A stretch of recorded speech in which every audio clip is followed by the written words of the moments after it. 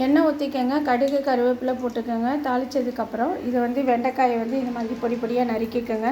பச்சை மிளகாயை நீள்வாக்கில் நறுக்கிக்கோங்க. இப்போ கடுகு வெடிக்குதா, கடுகு வெடித்ததுக்கப்புறம்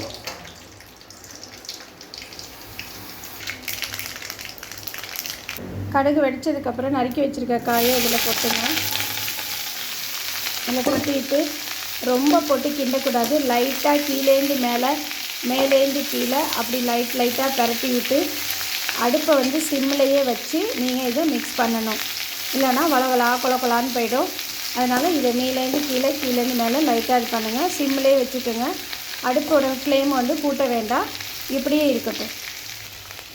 நம்ம போட்டதுக்கு லைட்டாக வதங்கி கொஞ்சமாக ஆயிடுச்சு பாருங்கள்.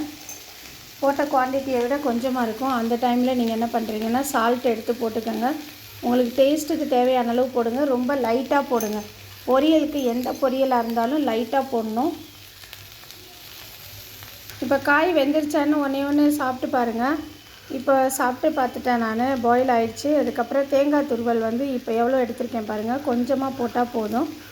கொஞ்சம் அப்படியே லைட்டாக பட்டும் படாமல் இருந்தால் போதும். அந்தளவுக்கு லைட்டாக போடுங்க.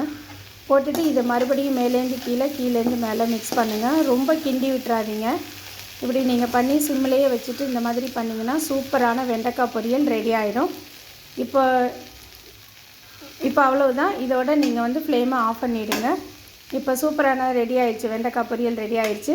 இந்த வீடியோ பிடிச்சிருக்கா லைக் பண்ணுங்கள், ஷேர் பண்ணுங்கள். தேங்க்யூ.